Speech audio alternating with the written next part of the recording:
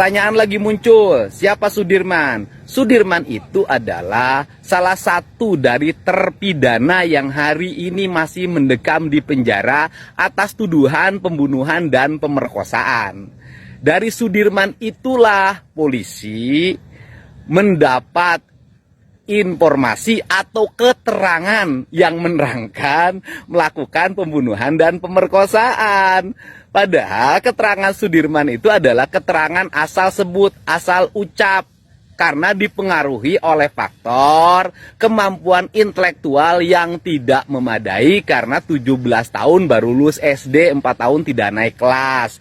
Nah, kemudian Sudirman inilah yang dijadikan saksi mahkota oleh Polda Jabar untuk melakukan tindakan penetapan tersangka terhadap Peggy Setiawan yang hari ini dikalahkan di pra-peradilan. Sehingga apakah Sudirman harus dipenjarakan? Oh, Sudirman sudah dipenjara. Yang harus kita pikirkan hari ini adalah bagaimana membebaskan 7 orang yang masih di dalam tahanan, termasuk di dalamnya Sudirman. Karena saya berkeyakinan meskipun sudah punya kekuatan hukum tetap, mereka itu tidak bersalah, tidak melakukan pembunuhan dan tidak melakukan pemerkosaan. Maka jalan yang terbaik adalah melakukan PK. Salah satu cara untuk membuktikan mereka itu tidak bersalah adalah dengan memproses pelaporan terhadap terduga melakukan tindak pidana kesaksian palsu di muka pengadilan, yaitu RT Pasren dan Abdul Kahfi. Termasuk selanjutnya adalah terduga melakukan kesaksian palsu, ya kan, di dalam berita acara yang diambil dalam sumpah, yaitu Aep dan Dede. Ya, semoga semuanya mengerti. Mohon doanya, semoga yang salah harus dipersalahkan, yang benar harus dibebaskan. Pertanyaan yang berikutnya, kalau begitu enak dong pelaku pembunuhan yang sebenarnya berkeliaran. Setelah mereka bebas, polisi nanti harus bisa menentukan kasus ini adalah apa? Pembunuhan atau kecelakaan. Kalau kecelakaan berarti selesai. Kalau pembunuhan, nah nanti tugas polisi untuk mencari pembunuh yang sebenarnya. Peggy itu kata saya hanya menyimak apa yang disebut oleh Pak Kapolri bahwa itu akan berlanjut. Saya tidak tahu berlanjutnya seperti apa. Ya, artinya prosesnya akan dilanjutkan, nggak tahu seperti apa. Saya setuju kalau memang belum tuntas bahwa ada sesuai dengan apa namanya itu bahwa ada tiga orang, ya orang yang dicari itu, ya, DPO itu kalau betul itu ada, ya dilanjutkan saja. Kalau ternyata yang PG itu bukan orangnya, ya dicari, jadi dilanjutkan saja. Saya kira memang ada berarti kekurang telitian dari pihak Polda ketika menangkap PG itu, sehingga bisa dipatahkan atau bisa dibatalkan melalui pra-peradilan. Itu saya kira kita harap ke depan tidak terjadi lagi. Jadi kalau menangkap itu betul-betul firm dan memang buktinya cukup. Saya kira itu. Terima kasih. Yang akan berjuang untuk semua rakyat. Saya minta Dedi Mulyadi dan Dhani Wiranata agar segera dibantu, bisa membantu saya di pusat, bisa membantu saya di Jakarta untuk kita bela rakyat Indonesia. Terima kasih. Assalamualaikum warahmatullahi wabarakatuh. Salam Om Swastiastu, Namo Buddhaya, salam kebajikan dan salam sejahtera untuk kita semua. Para tokoh bangsa akhirnya harus angkat bicara terkait dengan kasus pembunuhan dari Vina dan Eki yang terjadi pada tahun 2016 silam. Kali ini selain kita menyaksikan Kang Deddy Mulyadi, ada juga Bapak Wakil Presiden Republik Indonesia, yakni Bapak Ma'ruf Amin, dan juga kita menyimak pernyataan tegas dari Bapak calon Presiden Republik Indonesia yang sudah terpilih, Bapak Prabowo Subianto. Artinya bahwa kasus pembunuhan Vina dan Eki ini sudah menjadi kasus yang harus ditangani dengan benar-benar serius. Cerita-cerita atau misteri dari kasus pembunuhan Vina dan Eki yang sampai hari ini belum menemukan titik terang, tentu ini menjadi tanggung jawab yang amat dan sangat berat kepada aparat kepolisian yang ada di Cirebon, khususnya kepada Polda Jabar. Karena dari kasus pembunuhan Vina dan Eki, kita rakyat Indonesia, khususnya netizen-netizen Indonesia yang menyimak atau yang mengikuti perkembangan kasus ini dari awal hingga hari ini, mulai muncul adanya mosi tidak percaya, mosi rasa kekecewaan kepada aparat penegak hukum yang ada di Cirebon, khususnya kepada Polda Jabar, yang akan berdampak negatif terhadap seluruh aparat penegak hukum yang ada di Indonesia ini. Kasus Vina dan Eki sudah diperdengarkan, dunia pun sudah mengetahuinya.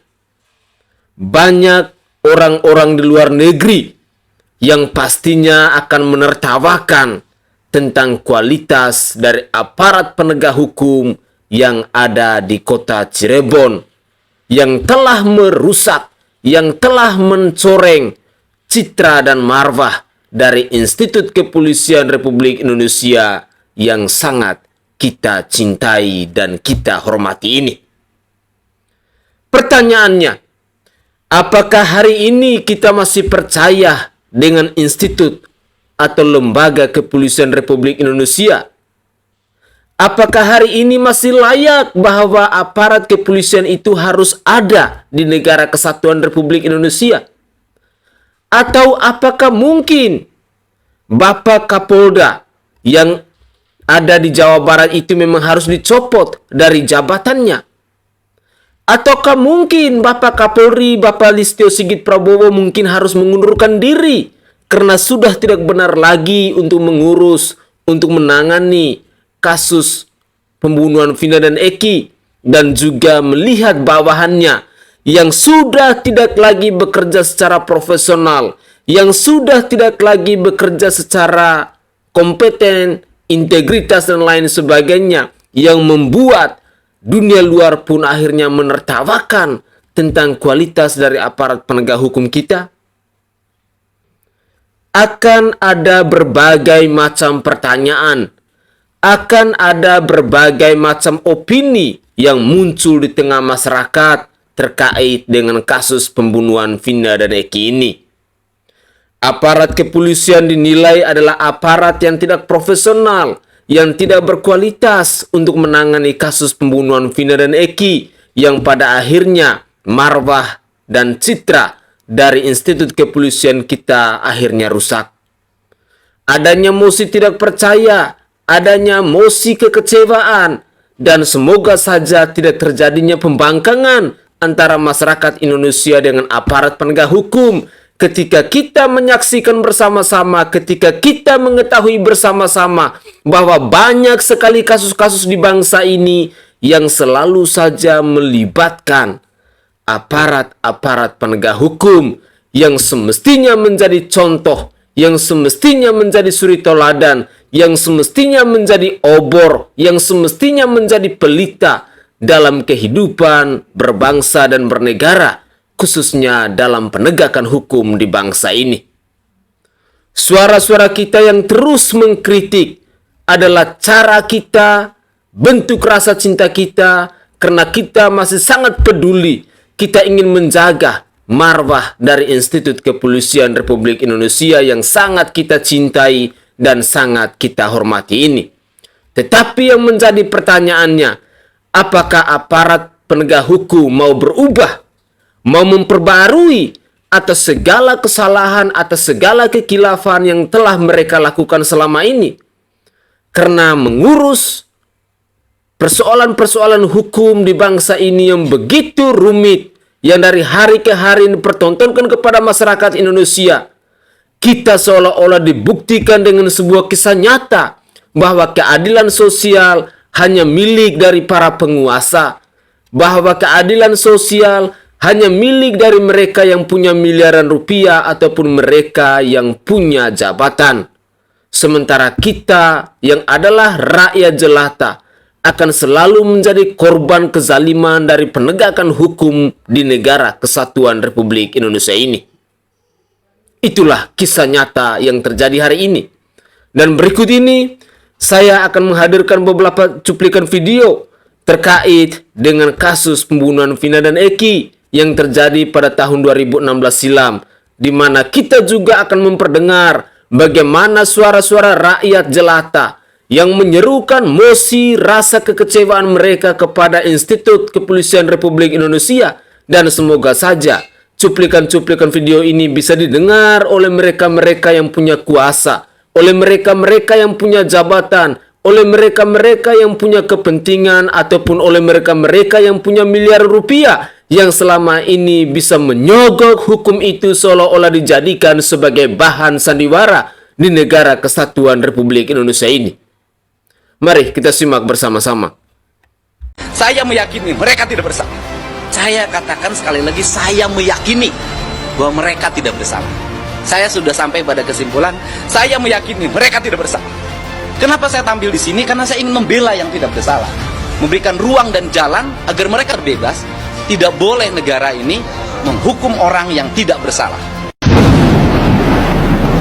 Ada yang menarik menurut saya, yaitu pernyataan dari Pak Susno Dwaji. Beliau mengatakan kalau saya Kapolri akan saya copot di Reskrimum Polda Jawa Barat. Kalau saya Kapolri, saya akan mundur secara legowo karena saya sadari ketidakmampuan saya. Malu saya ketika saya tidak mampu memberi kontrol yang baik terhadap para anggota saya. Kemudian para anggota Polri yang merupakan penegak hukum gagal dalam menegakkan hukum, dan saya tidak mampu membenahi itu.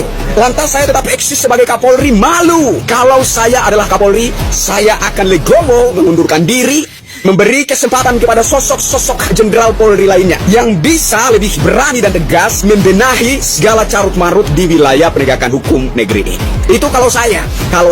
Tapi nggak apa-apa Bapak Kapolri Listio Sigit Prabowo, meskipun situasi penegakan hukum negeri kita carut-marut di bawah kepemimpinannya, dia tetap eksis sebagai Kapolri. Terus nggak apa-apa, karena dia nggak punya malu. Peggy bebas, tapi Pak Ladusing nggak ada minta maaf. Padahal udah jelas-jelas Pak Ladusing salah tangkap. Nggak ada pernyataan, maaf ya, saya salah tangkap. Padahal kita sebagai masyarakat cuma pengen dengar itu doang, Pak. Susah bener ngaku salah. Namanya orang salah kan harus minta maaf. Masa minta duit? Yang ikutin kasusnya coba angkat tangan. Kalian tahu kan, Peggy yang kamu maksud itu Peggy Sekop, yang statusnya kuli bangunan, tapi statusnya dirubah jadi Peggy tersangka oleh Bapak Ladusing. Padahal itu salah tangkap. Mohon maaf ini yang terhormat Bapak Ladusing. Apa susahnya sih minta maaf? Kita nggak apa-apain kok. Kita nggak bakal gundulin kayak galih los. Nggak bakal kita gebugin kayak tersangka maling ayam. Kita cuma pengen Bapak jujur. Kalau Ladusing juga bisa salah. Kak ngomong gini bukan karena benci, Pak. Kak itu peduli sama lembaga penegak hukum kita. Cuman Kak kasihan dalam sebuah kasus rakyat yang tidak bersalah malah dijadikan kambing hitam. Kalau sikap Bapak begini terus, gimana rakyat bisa percaya sama instansi kita, Pak?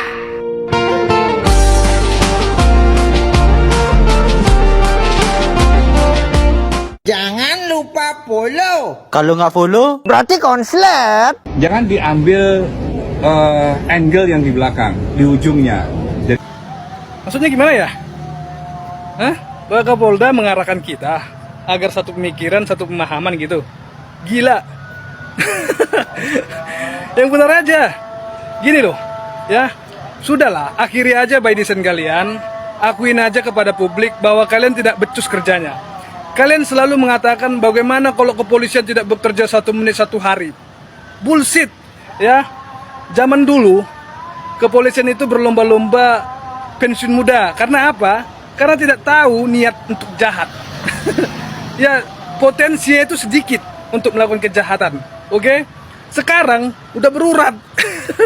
Jadi masyarakat itu masuk ke masyarakat sipil, anak-anaknya masih muda, generasi-generasi muda itu, mereka masuk ke kepolisian sudah tahu, mereka sudah ukur bahwa masuk nanti ke kepolisian akan berupaya untuk merampok, tidak memperbaiki negara lagi, ya. Jadi hal semacam ini sudahilah. Dan kemarin juga saya tidak salah dengar bahwa Bapak Sujiwo Tejo mengatakan kepada kalian adalah seberapa percayanya masyarakat kepada kinerja kepolisian. Saya tidak dengar dari mana ke mana, dari A ke B, tapi kau sampaikan adalah yang totalnya itu adalah 87% tingkat kepercayaan masyarakat ke kepolisian. Tapi saya tidak tahu asal mulanya ini dari mana. Namun dirilis dari data Kapolri, Anda sampaikan bahwasanya 9,7% ya, kalau nggak salah ya. Anda sampaikan seperti itu. Yang benar aja. Gini loh, ya. Pembuat hoax terbaik adalah ada pada kalian.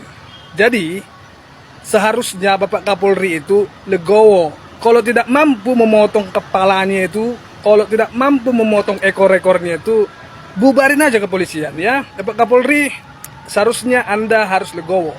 Ya, kalau nggak mampu, Anda turun dari Kapolri. Oke? Ayolah. Masa bajingan takut sama mereka-mereka? Oke? Katanya penegak hukum, kok melanggar hukum? Melanggar hukum.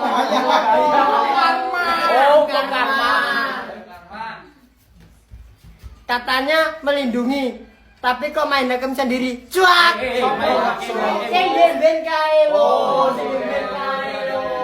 Katanya transparan, kok CCTV hilang?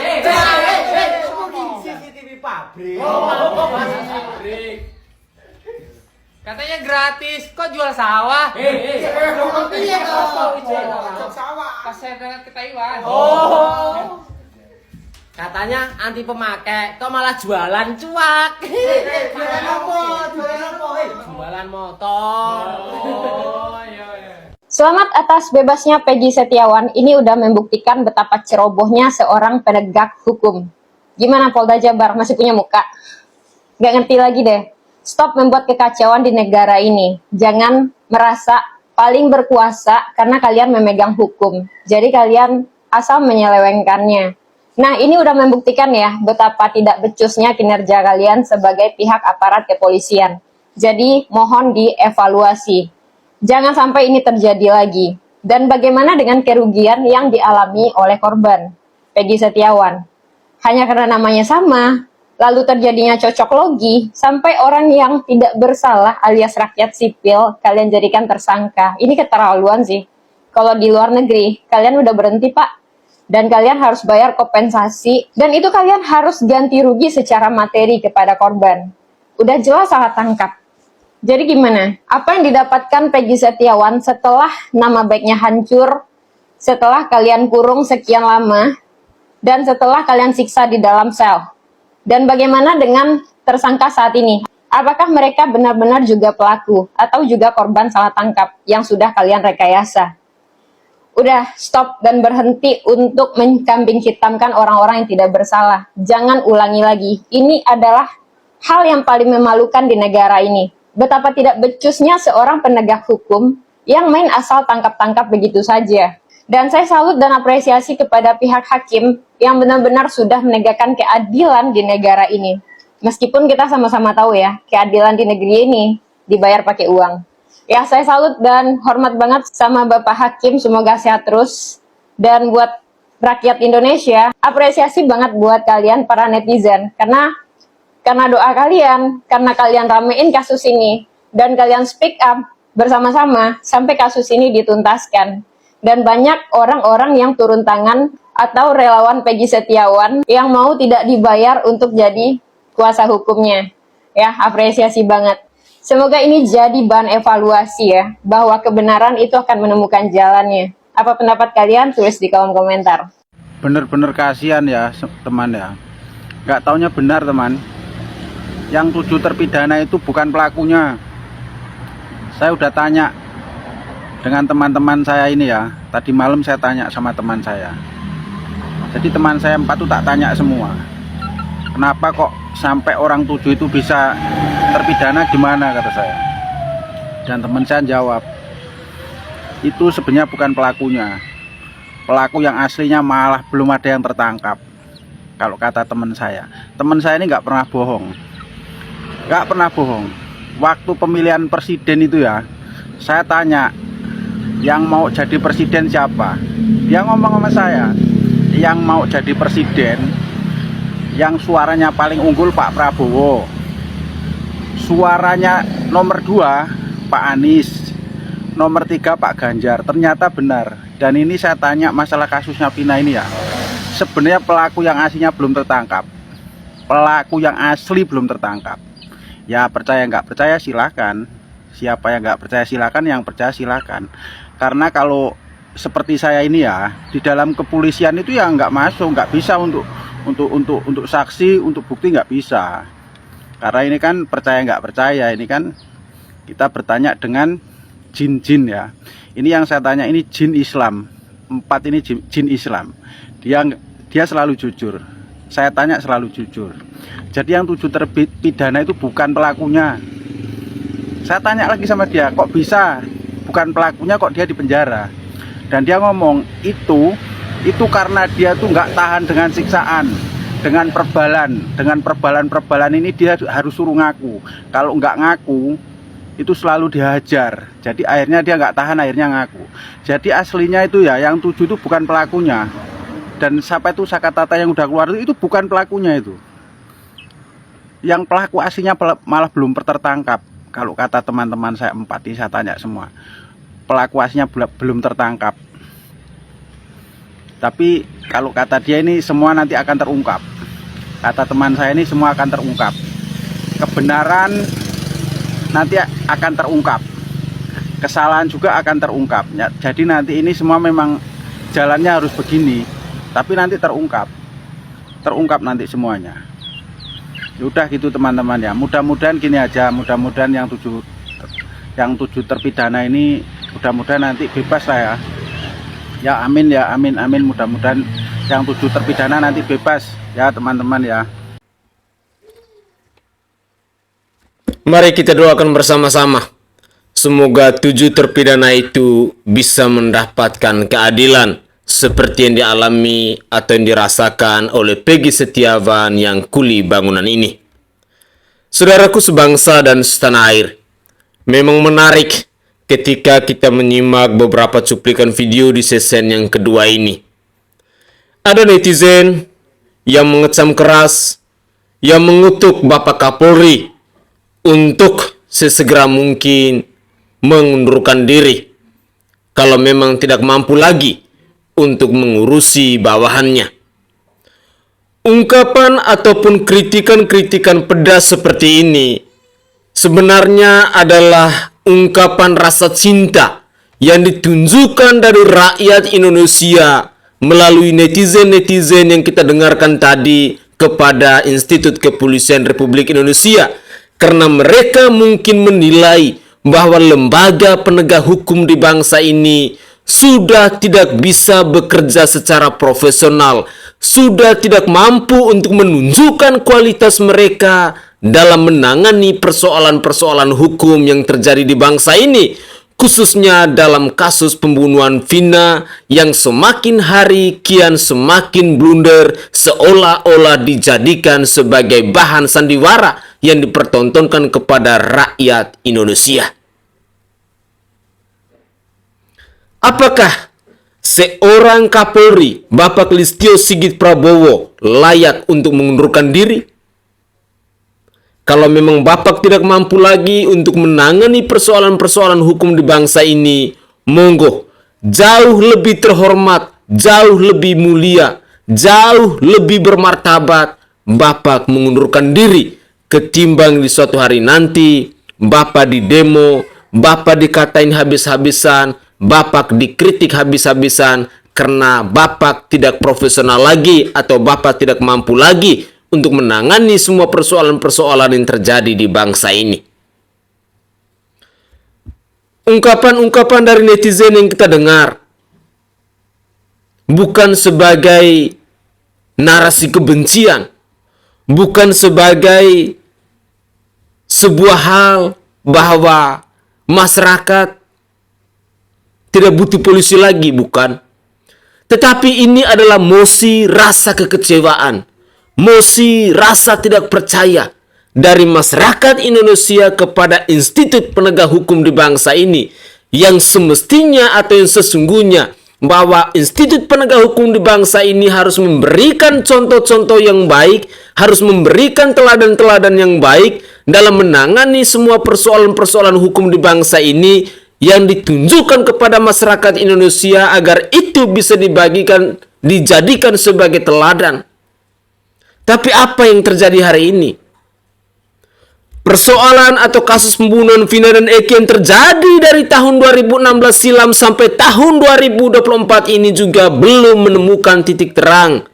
Entah sampai kapan, tetapi kita rakyat Indonesia dipertontonkan dengan berbagai macam sandiwara, dengan berbagai macam rekayasa, dengan berbagai macam mafia dan lain sebagainya, yang menunjukkan bahwa polisi yang menangani kasus-kasus pembunuhan ini memang benar-benar tidak berkualitas, yang menunjukkan bahwa mereka yang menangani kasus pembunuhan Vina dan Eki ini benar-benar tidak menguasai bagaimana caranya untuk menyelesaikan persoalan ini. Sungguh, kita sebagai rakyat Indonesia pastinya akan merasa sakit hati, akan merasa kecewa, dan pada akhirnya menaruh mosi rasa tidak percaya kepada aparat penegak hukum kalau kualitas, kalau kinerja mereka seperti ini. Siapapun pasti akan seperti itu. Ada rasa sakit hati yang tumbuh di hati masyarakat ketika 8 tahun yang lalu mereka terus membayar upah, mereka terus membayar pajak, mereka terus menggaji para aparat kepolisian ini. Karena kita ketahui bersama-sama bahwa aparat penegak hukum di bangsa ini mereka dinafkahi, mereka dibiayai, mereka dihidupi dari uang rakyat, dari keringat rakyat. Tetapi apa jadinya ketika kita sudah menepati janji-janji itu, kita sudah membayar gaji-gaji mereka, tetapi mereka tidak mampu untuk menunjukkan kualitas kinerja mereka kepada kita rakyat Indonesia. Inilah fakta, inilah fenomena yang terjadi di negara kita hari ini, sehingga tidak heran bila pada akhirnya negara luar pun ikut menertawakan dengan melihat kualitas kinerja dari aparat penegak hukum kita di bangsa ini. Ditambah lagi yang lebih menyakitkan ketika setiap kali kita selalu dipertontonkan dengan berbagai macam persoalan hukum, di mana persoalan hukum itu juga melibatkan aparat-aparat penegak hukum, melibatkan oknum-oknum kepolisian yang termasuk dalam aksi-aksi pembunuhan, dalam aksi-aksi pencurian, pemerkosaan, perjudian, bandar narkoboy dan lain sebagainya. Lebih mengecewakan lagi. Harapan kita semoga saja Bapak Kapolri, Bapak Presiden bisa segera mungkin untuk memperbaiki, untuk membenahi segala persoalan-persoalan hukum yang terjadi di bangsa ini. Dan semoga saja bahwa mosi rasa tidak percaya, mosi kekecewaan ini, rasa sakit hati yang tumbuh di hati masyarakat tidak tunggu terlalu lama. Jangan sampai adanya pembangkangan dari rakyat Indonesia kepada aparat penegak hukum di bangsa ini yang pada akhirnya akan memperburuk suasana situasi antara masyarakat dengan aparat kepolisian yang sangat-sangat kami hormati dan sangat-sangat kami cintai ini. Mari kita lanjutkan lagi. Peggy Setiawan tuh roadshow kemana-mana, pergi ke TV A, TV B, TV C. Ini pertanyaan besar bagi saya. Ada apa? Baru kali ini saya lihat ada putusan pra-peradilan dan orang yang menang itu roadshow kemana-mana. Kalau memang ini pure untuk kepentingan pribadi seorang Peggy Setiawan, cukuplah sampai di situ, Kak. Ini menghadiri beberapa TV-TV wawancara. Mas Peggy boleh foto nggak? Boleh. Izin stick videonya sedikit. Salam cerdas hukum. Menanggapi statement-statement sebelah yang mengatakan bahwa seharusnya Peggy setelah dinyatakan bebas tidak melakukan roadshow ke stasiun TV A, ke stasiun TV B, ke stasiun TV C. Karena apa? Tidak wajar atau tidak sepantasnya.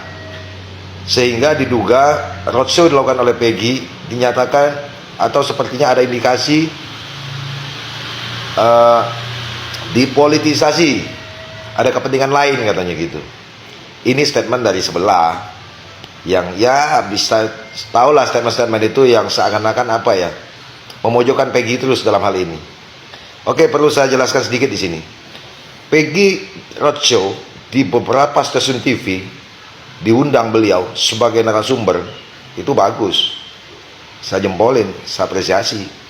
Karena apa? Memberikan hak yang sama kepada setiap warga negara untuk membuat klarifikasi. Kenapa? Karena Peggy adalah subjek, salah satu orang yang menjadi perbincangan selama ini dari banyak kalangan, terutama khususnya di kalangan praktisi hukum dan juga aparat penegak hukum sampai kepada seluruh masyarakat yang menjadi viral beberapa waktu terakhir ini. Peggy lah adalah subjeknya. Oleh sebab itu, semua stasiun TV ataupun media-media lain dan termasuk media sosial yang mengupload atau memberikan kesempatan kepada Peggy untuk menyampaikan sesuatu, termasuk salah satu pembelaan diri terhadap statement-statement yang disampaikan oleh para praktisi hukum yang gak jelas, terhadap tuduhan-tuduhan yang gak jelas terhadap Peggy. Inilah waktunya, momennya untuk Peggy diberikan hak yang sama untuk menyampaikan sesuatu yang tidak semestinya dialami oleh Peggy. Pertama, beliau adalah salah satu menjadi korban salah tangkap yang sehingga diperadilankan kemarin dan dinyatakan harus dibebaskan oleh hakim pra-peradilan.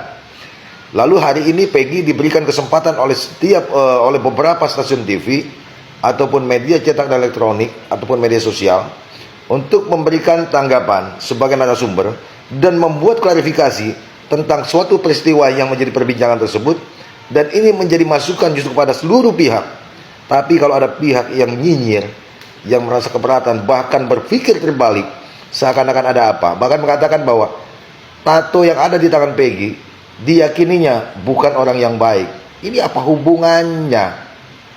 Luar biasa. Ingat kepada rekan-rekan semua, saya sampaikan, para rekan-rekan advokat, profesi advokat itu adalah officium nobile. Kalau kita mengatakan profesi advokat adalah sebagai profesi yang terhormat, yang mulia, tolong tunjukkan sikap-sikap itu.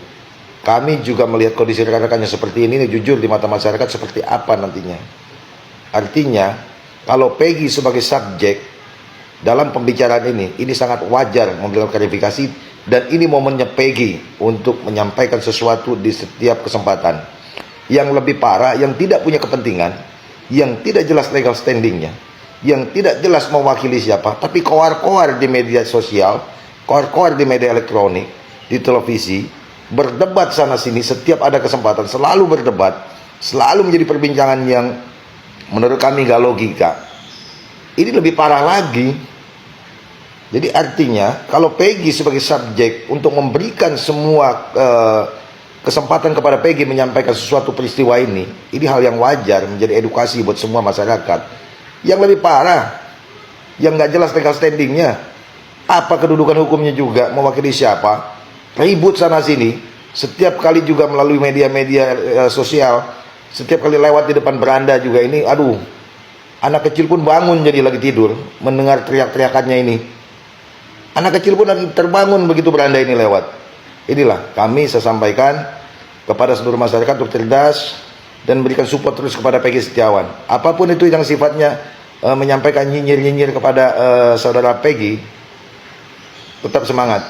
Sukses selalu. Dan buat tim kuasa hukum Peggy, tetap semangat, sukses selalu. Assalamualaikum warahmatullahi wabarakatuh. Salam cerdas hukum.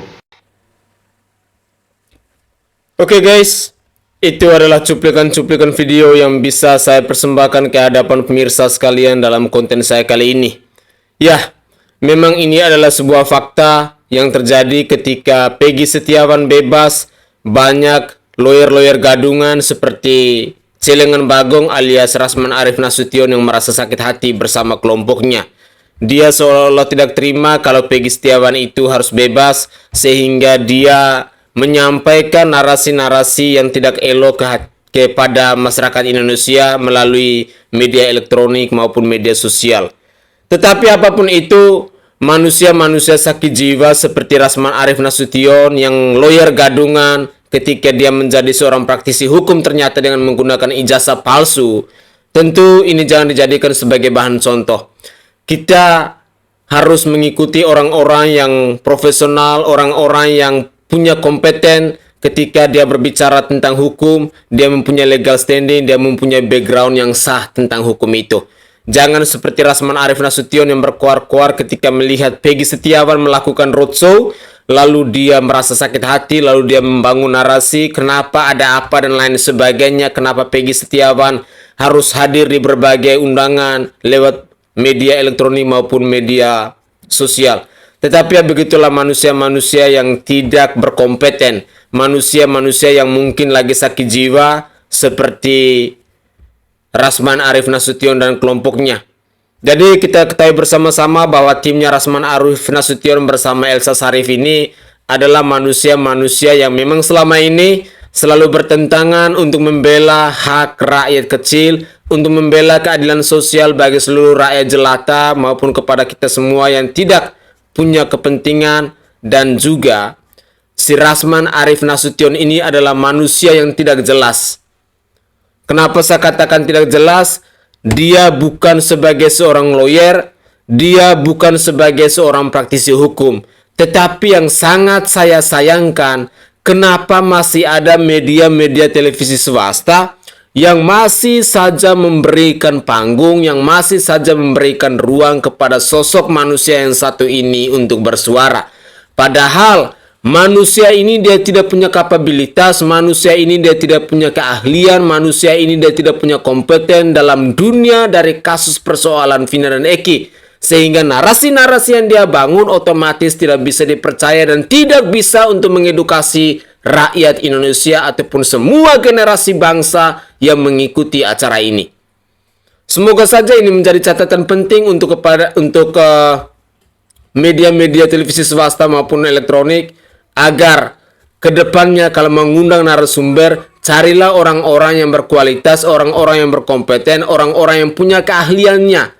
Jangan mengundang orang yang hanya mau asal bacot, yang asal mau ngerocos, tidak dibarengi dengan backgroundnya yang sah dan lain sebagainya.